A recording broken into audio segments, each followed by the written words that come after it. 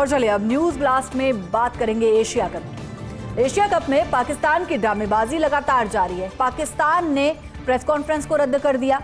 Match से पहले होने वाली प्रेस कॉन्फ्रेंस को रद्द किया गया। आपको बता दें कि कल भारत और पाकिस्तान के बीच सुपर 4 का मुकाबला होना है और कल के मैच के लिए एंडी पाइक्रॉस्ट मैच रेफरी होंगे। पाइक्रॉस्ट को लेकर पहले भी पाकिस्तान तमाशा बना चुका है और अब ऐसे में प्रेस कॉन्फ्रेंस से पाकिस्तान ने मना कर दिया। पाकिस्तान की ड्रामेबाजी लगातार जारी है और अब यह देखना होगा कि आईसीसी कब तक पाकिस्तान की इस ड्रामेबाजी को बर्दाश्त करता है, क्योंकि कल सुपर 4 का मुकाबला भारत पाकिस्तान के बीच खेला जाना है और सेम वही स्थिति बन रही है जो पहले मैच में बनी थी। एंडी पाइक्रॉस्ट इस मैच के भी रेफरी होंगे और पाइक्रॉस्ट को लेकर पहले भी पाकिस्तान जो है बखेड़ा खड़ा कर चुका है, तमाशा कर चुका है और ऐसे में एक बार फिर से प्रेस कॉन्फ्रेंस से पाकिस्तान ने दूरी बना ली।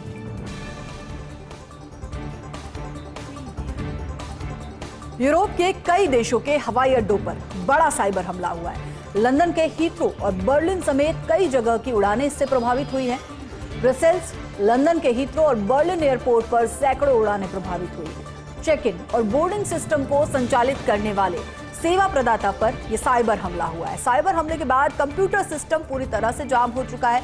ज्यादातर उड़ानों को रद्द करना पड़ा या ज्यादातर उड़ानें शेड्यूल कर दी गई। देर से ज्यादातर उड़ानें चली और ऐसे में बड़ा साइबर अटैक यूरोप के कई एयरपोर्ट्स पर हुआ और इस अटैक के चलते सैकड़ों उड़ानें प्रभावित हुई। लोगों को समस्याओं का सामना करना पड़ा और खास तौर पर चेक इन और बोर्डिंग सिस्टम को संचालित करने वाले जो ऐप्स हैं उन पर यह साइबर हमला हुआ, उन सेवा प्रदाताओं पर यह हमला हुआ है।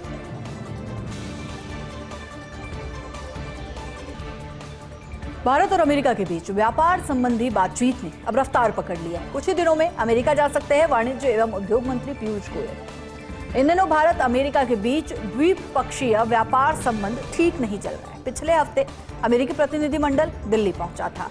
उसके बाद पीयूष गोयल ने अमेरिका जाने की संभावना जताई थी। पिछली बार मई में अमेरिका गए थे पीयूष गोयल और इस दौरान अमेरिकी वाणिज्य मंत्री हॉवर्ड लुटनिंग से उन्होंने बातचीत भी की थी और अब ऐसे में देखना होगा कि अगर एक बार फिर से पीयूष गोयल अमेरिका जाते हैं तो किस तरह की बात वहां पर होती है। क्या इन द्विपक्षीय व्यापारिक संबंधों में कोई सुधार की गुंजाइश देखने को मिलती है या फिर ये संघर्ष जो व्यापार को लेकर है, बिजनेस को लेकर है भारत और अमेरिका के बीच, वो और ज्यादा बढ़ता है।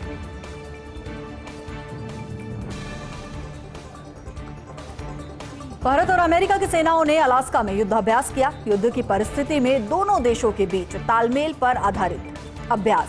इंडो पैसिफिक क्षेत्र की चुनौतियों के मद्देनजर दोनों देशों का सैन्य अभ्यास अलास्का के दुर्गम पर्वतीय और ठंडे इलाके में ये सैन्य अभ्यास हुआ। सैन्य अभ्यास में डिफेंस इंजीनियरों की मदद से ड्रिलिंग भी शामिल की गई। पिछले हफ्ते ही अमेरिका के अलास्का में युद्धाभ्यास का समापन हुआ था और ऐसे में भारत और अमेरिका के बीच ये युद्धाभ्यास बेहद महत्वपूर्ण, आगामी स्थितियों को ध्यान में रखते हुए और ये युद्धाभ्यास अलास्का में चल रहा है जो कि बेहद दुर्गम माना जाता है, पर्वतीय स्थल माना जाता है और खास तौर पर बेहद ही ठंडा स्थल माना जाता है। जिस तरह से हम भारत में बात करें तो सियाचिन जिस तरह का इलाका है, उसी तरह का इलाका अलास्का अमेरिका में माना जाता है।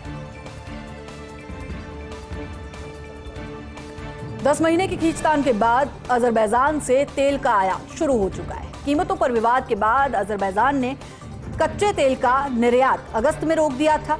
अजरबैजान ने भारत को 747.07 टन कच्चे तेल का निर्यात शुरू किया। 2024 में अजरबैजान से पेट्रोलियम उत्पाद खरीदने वाला चौथा बड़ा देश भारत था। 2022 और 2023 में भारत तीसरा सबसे बड़ा खरीदार बना और अब अजरबैजान से भारत को पेट्रोलियम पदार्थों का निर्यात एक बार फिर से बहाल कर दिया गया है। बड़ा अपडेट इस वक्त का, 2024 के बाद एक बार फिर से भारत अजरबैजान से पेट्रोलियम पदार्थ खरीदेगा और भारत तीसरा ऐसा बड़ा खरीदार है जो अजरबैजान से पेट्रोलियम पदार्थों का जो है आयात करता है। अजरबैजान से पेट्रोलियम पदार्थों का निर्यात भारत के लिए किया जाता है और एक बार फिर से ये व्यवस्था बहाल कर दी गई है। लखनऊ कोर्ट में राहुल गांधी के खिलाफ परिवाद दाखिल हो गया है। इंडियन स्टेट से लड़ाई बयान को वकील ने राष्ट्रद्रोह बताया। कई कांग्रेसी नेताओं का आरोप, लोकसभा में नेता प्रतिपक्ष राहुल गांधी के हालिया बयान को लेकर परिवाद दाखिल किया गया है।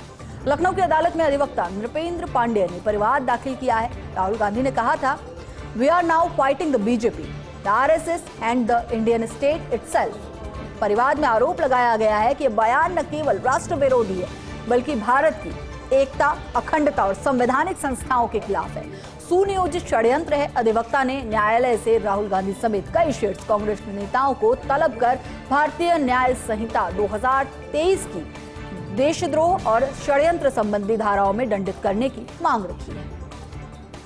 रेल मंत्रालय के रेलवे बोर्ड ने बड़ा फैसला लिया है। रेलवे बोर्ड ने रेल नीर की कीमतों में कटौती की घोषणा की है, यानी कि ट्रेन में पानी की जो बोतल मिलती है उसमें कटौती की घोषणा की गई है। रेल नीर नाम से बिकने वाले बोतल बंद पानी की कीमतों में 1 रुपए की कटौती की गई है। 22 सितंबर 2025 से ये कटौती जारी होगी। नई कीमतें लागू होने के बाद 1 लीटर रेल नीर की कीमत 14 रुपए रह जाएगी। वहीं 500 मिलीलीटर वाली रेल नीर की बोतलें 9 रुपए में मिलेंगी। 1 रुपए की कटौती करते हुए रेलवे ने यहाँ पर एक बड़ा डिसीजन लिया है। रेल मंत्रालय की ओर से ये बड़ा फैसला लिया गया है रेल नीर की कीमतों में कटौती करके।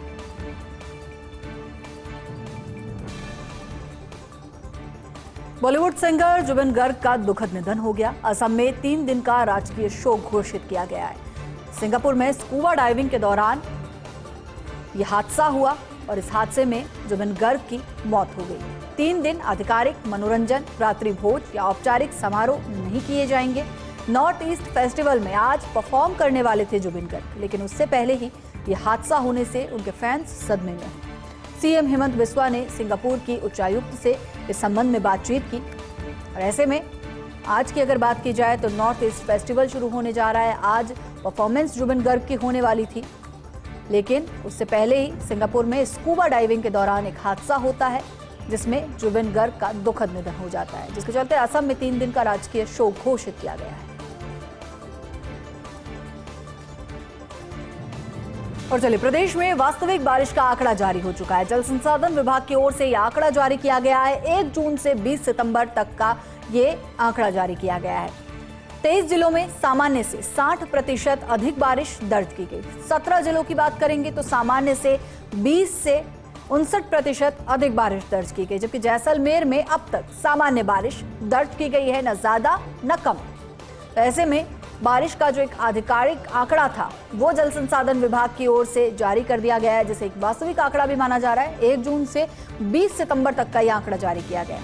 23 जिलों की बात करें तो सामान्य से 60% ज्यादा बारिश दर्ज की गई है, तो वही 17 जिलों में सामान्य से 20 से 59% ज्यादा बारिश दर्ज की गई है। जबकि जैसलमेर की अगर बात की जाए तो अब तक सामान्य बारिश वहां दर्ज की गई है। जयपुर शहर में 20,000 से ज्यादा ई रिक्शा चलन से बाहर होंगे।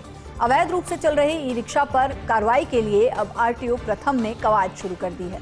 25,000 से ज्यादा ई रिक्शाओं के रजिस्ट्रेशन कैंसिल करने की तैयारी शुरू हो चुकी है। फिटनेस न होने के कारण इनको फिटनेस करवाने के लिए नोटिस भी जारी किए जा रहे हैं। कुल 4 सीरीज हैं अभी ई रिक्शा की जारी की जा रही है। चारों सीरीज ईपी, क्यू, ईआर और ईटी में ये 30,000 से ज्यादा बिना फिटनेस वाले ई रिक्शा हैं, जो कि हादसों का सबब भी कई बार बनते हैं।